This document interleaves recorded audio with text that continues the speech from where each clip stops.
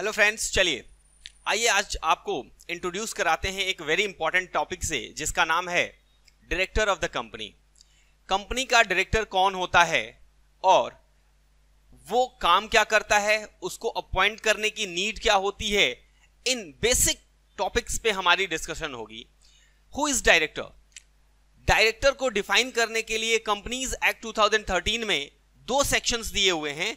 दो sections, section 210 और section 2 clause 34। These two sections are given in reference to the directors.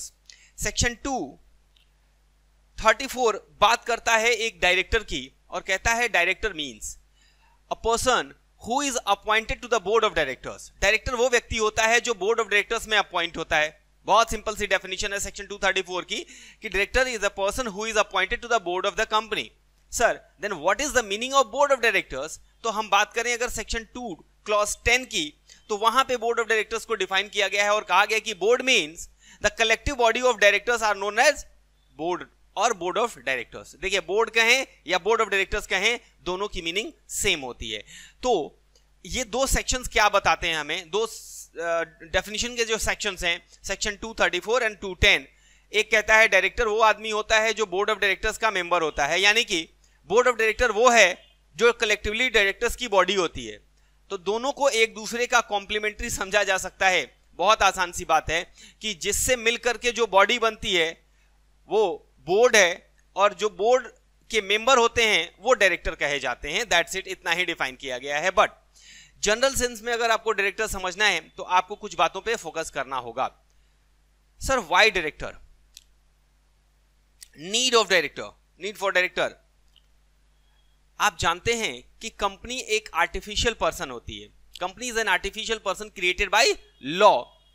Then it does not have mind, heart, soul और anything.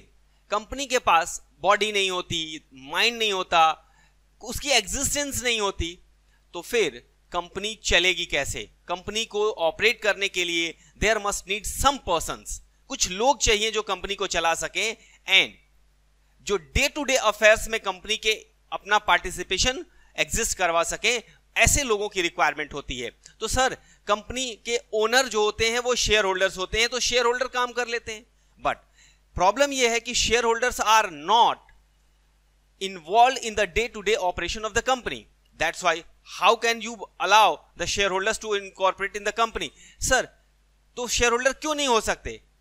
Problem यह है कि share holders के लिए कोई जरूरी नहीं है कि एक पर्टिकुलर प्लेस से ही कोई शेयर होल्डर आता हो। Different parts of the country से शेयर होल्डर अटैच होते हैं कंपनी में, एंड दैट्स वाई अगर इंडिया के अलग अलग लोकेशंस पे डिफरेंट लोग शेयर होल्डर बन के बैठे हुए हैं तो it is not practically possible to just gather all those people to just operate the operations of the company. So we need some more peoples, कुछ ऐसे लोग चाहिए हमें जो कंपनी को कंपनी में बैठ करके ऑपरेट कर सकें, and that's why we need directors. And shareholders are the owner and they are responsible for the management of the company. That's why they appoints board of directors, they appoint directors in the board of the company to just manage the company. So first one is, there is a three kind of classification.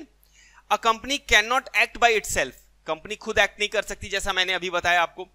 तो अब खुद act नहीं कर सकती तो कोई ना कोई चाहिए उसके लिए, that's why directors are needed. A company has no mind, body of its own. It has no eyes to see, no ears to hear, no hands to sign, and no brain to think and take decisions. That's why, therefore, directors are appointed to act on behalf of the company.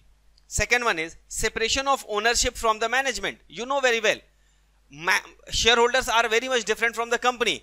Management shareholder नहीं देखते, मैंने आपको reason भी बताया. The member do not participate in the management of the company. They cannot interfere in day-to-day management of the company. A large-scale company may have numerous shareholders who are scattered throughout the country, making it impossible for them to take the decisions relating to the day-to-day affairs of the company.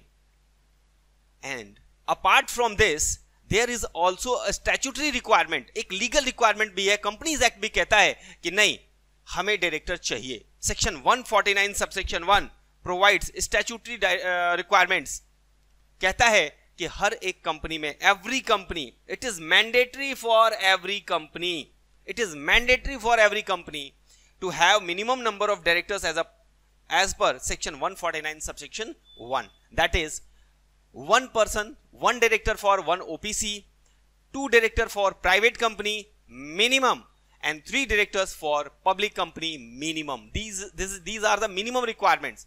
Statutory requirement भी हमारी minimum की है कि कम से कम OPC में 1% company में 1 director का होना जरूरी है, कम से कम प्राइवेट कंपनी में 2 डायरेक्टर का होना जरूरी है, और पब्लिक कंपनी में कम से कम 3। सर ये मिनिमम लिमिट है, तो मैक्सिमम क्या होती है? चलिए मैं मैक्सिमम भी बता देता हूं आपको। मैक्सिमम लिमिट जो होती है एक कंपनी में वो हो सकती है 15। सर तो ये कौन सी कंपनी में होगी? डायरेक्ट जो ओपीसी होगी उसमें होगी, या प्राइवेट कंपनी में होगी, या फिर पब्लिक कंपनी में होगी? ये तीनों के लिए है, for all, this is for all, ये तीनों कंपनीज के लिए है, चाहे वो ओपीसी हो, पब्लिक हो, प्राइवेट हो, कोई दिक्कत नहीं है। 15 मैक्सिमम हो सकते हैं, इससे ज्यादा नहीं हो सकते।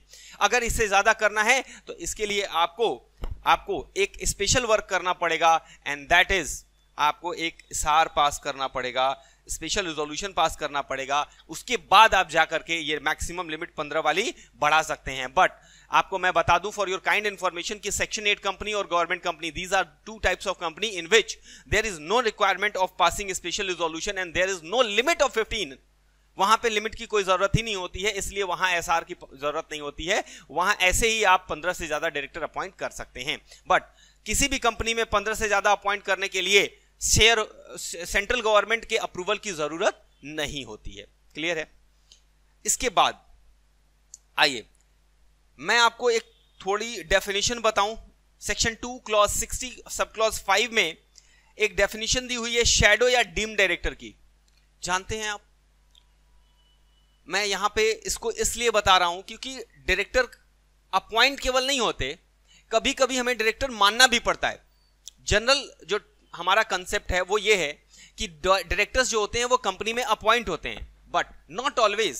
Sometimes we assume someone on the based of their conduct और based on their activities board of directors, उन्हें मान लेते हैं कि ये बोर्ड ऑफ डायरेक्टर्स में शामिल हैं, वो हमारे डायरेक्टर होते हैं, and they are called shadow या deem director. They are called shadow और डीम डायरेक्टर। उनको या तो शैडो डायरेक्टर बोल सकते हैं या फिर डीम डायरेक्टर बोल सकते हैं। कौन होते हैं वो लोग जिनके पास या जिनके इंस्ट्रक्शंस डायरेक्शंस,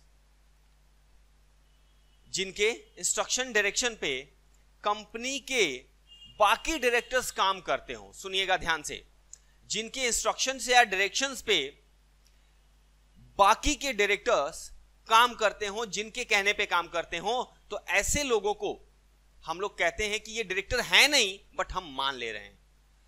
यानी कि अगर मान लीजिए, मैं इस चीज को थोड़ा सा प्रैक्टिकली लेके जाना चाहता हूं, अगर कोई पर्सन किसी कंपनी में इतना ज्यादा इन्फ्लुएंस रखता है, इतना ज्यादा इन्फ्लुएंस रखता है कि उसके ही इंस्ट्रक्शंस पे या उसके कहने पे board of directors of that company are accustom to act, ये वर्ड मैं यूज कर रहा हूं, अकस्टम टू एक्ट, और ये आप खास करके जब प्रमोटर की डेफिनेशन पढ़ेंगे तो वहां पे ये वर्ड आपको सुनने को या पढ़ने को मिलेगा, अकस्टम टू एक्ट। तो फिर ऐसे व्यक्ति को जिसका इतना इन्फ्लुएंस है कि उसके ही कहने पे ही सारे के सारे डायरेक्टर काम करते हैं, तो फिर ऐसे लोगों को हम डीम डायरेक्टर मानते हैं। जरा देखेंगे, a person in accordance with whose directions और instructions the board of directors is accustom to act. क्या होता है अकस्टम टू एक्ट? अभी देखते हैं हम। As is called as deemed director or shadow director. The word accustomed to act imply that board does not exercise its own discretion. खुद अपनी discretion पे जो काम ना करे, but acts blindly, आंख बंद करके दूसरे के इंस्ट्रक्शन या डायरेक्शन पे काम करता हो, तो बोलेंगे कि ऐसे लोग accustomed to act हैं।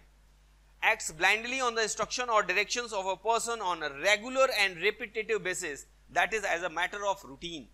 यानी कि रेगुलर बेसिस पे आप किसी के कहने पे आंख बंद करके जो जैसा वो डायरेक्शन देता है वैसा आप काम करते हैं, we can say you are accustom to act.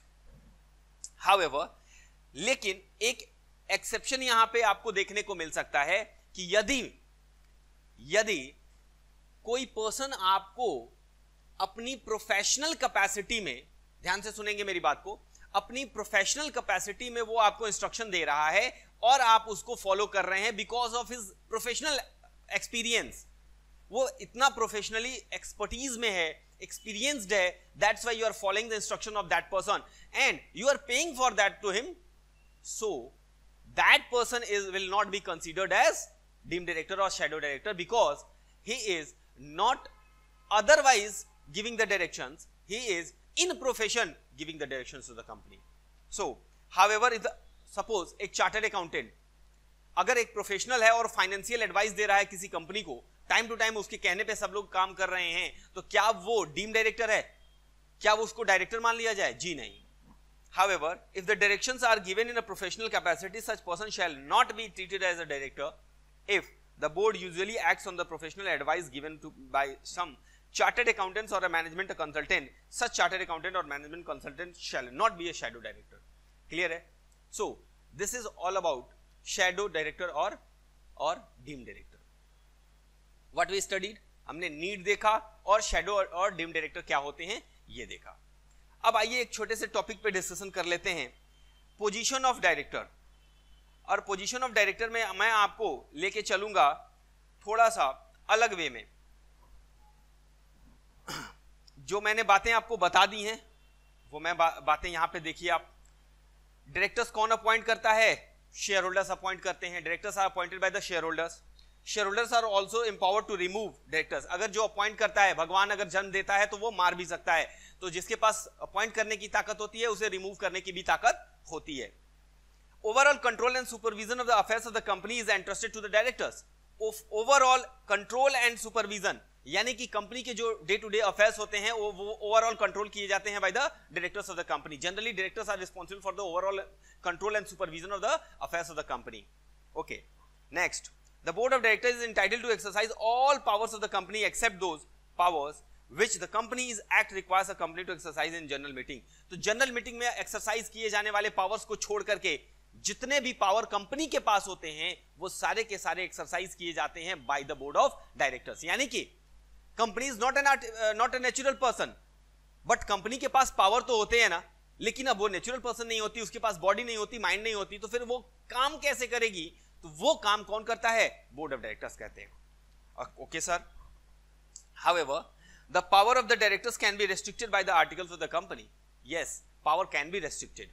हम लोग आगे चल करके डायरेक्टर्स के चैप्टर में ही पढ़ेंगे कि पावर को कैसे रेस्ट्रिक्ट किया जाता है। सेक्शन 179 सेक्शन 180 भी हम लोग पढ़ेंगे। चलिए, shareholders are authorised to take decisions only to extent specified in companies act. जितनी बातें कंपनीज एक्ट में कही गई हैं कि शेयर होल्डर्स को यहां तक डिसीजन लेना है तो वहीं तक लेंगे, वो कंपनी के मैनेजमेंट में डे टू डे अफेयर्स में कोई इंटरफेरेंस नहीं करेंगे। As I told you already, they can not interfere in the day to day management of the company and only thing they can do is to remove the director and appoint ones. वो remove कर सकते हैं और appoint कर सकते हैं, और to alter the articles to restrict the power of the company, power of the board in respect of the future transactions. And directors own a duty to the shareholders to exercise care, skill and diligence in discharge of their function. मतलब shareholders के लिए director के पास क्या duty है कि वो अपना skill, care और डिलीजेंस एक्सरसाइज करेंगे जब भी अपना काम पूरा करेंगे। वो क्लियर है? आइए, now we are required to discuss the position of the director in different footings. अलग अलग फुटिंग्स पे, जैसे एजेंट के रूप में, ट्रस्टी के रूप में, ऑफिसर के रूप में, एम्प्लॉय के रूप में हम लोग देखेंगे कि डायरेक्टर कैसे अपना रोल प्ले करता है, उसकी क्या पोजीशन होती है। एज एन एजेंट बताइए, अगर एजेंट के रूप में अगर मैं बात करूं तो आप कैसे उसको देखते हैं? क्या डायरेक्टर एक एजेंट होता है? Yes, of course, but how? आप जानते हैं agent is a person who performs his activity on behalf of some other person, that is known as his principal. Principal के बिहाफ पर एजेंट अपनी एक्टिविटीज परफॉर्म करता है और उन एक्टिविटीज के लिए रिस्पॉन्सिबल कौन होता है? प्रिंसिपल होता है।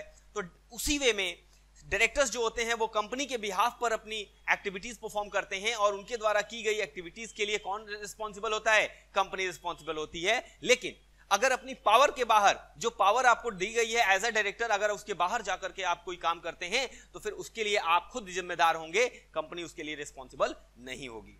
Where the directors enter into a contract on behalf of the company, it is the company and not the directors who are liable there under.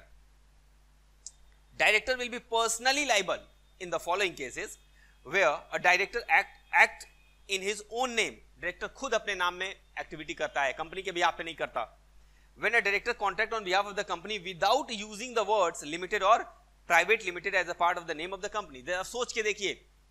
सोच करके देखिए कि अगर किसी ऐसी कंपनी का नाम है जिसके साथ प्राइवेट और लिमिटेड वर्ड नहीं लगा है, तो बताइए क्या उसे आप कंपनी बोल सकते हैं?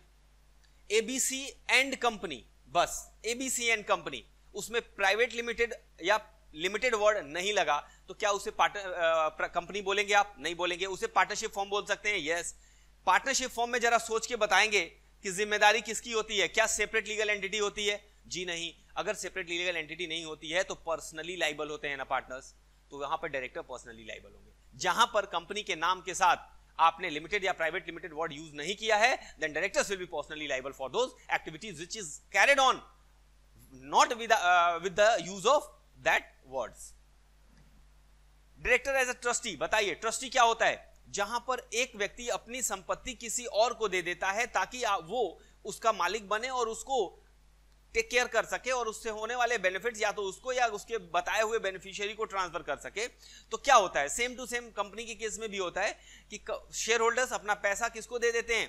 डायरेक्टर्स के हाथ में, और डायरेक्टर एज अ ट्रस्टी उस पर काम करते हैं और होने वाले प्रॉफिट को क्या करते हैं? वापस दे देते हैं उनको. कंपनी की एसेट डायरेक्टर को मिल जाती है तो वो ट्रस्टी के रूप में काम करते हैं. Office of a director is an office of trust. The directors stand in a fiduciary position towards the company. They are the trustee of the company's money. Company के पैसे के ट्रस्टी होते हैं, and property and the power entrusted to them. Now, officers. आप जानते हैं section 259 of the Companies Act provides the definition of the officer, और उसमें डायरेक्टर्स भी ऑफिसर की पोजीशन में आते हैं. So, among other persons, a director is also included in the definition of an officer of the company. Whether or not director is in employment of the company, he shall always be treated as an officer of the company. चाहे वो employment में हो या ना हो. Sir employment में कैसे होता है, कैसे नहीं होता है, अभी नीचे वाले पॉइंट में हम डिस्कस करने वाले हैं कि जो एग्जीक्यूटिव डायरेक्टर्स होते हैं they are treated as in employment of the company, and non executive are not the employ of the company. Directors employ के बारे में अगर देखें, directors as such not an employ और servant of the company. As such employ servant नहीं होते, but where any director besides being directors is also in the service or employment, he shall be treated as an employee of the company. तो उसमें आपके executive directors को आप consider कर सकते हैं एज एन एम्प्लॉय. ओके, चलिए. सो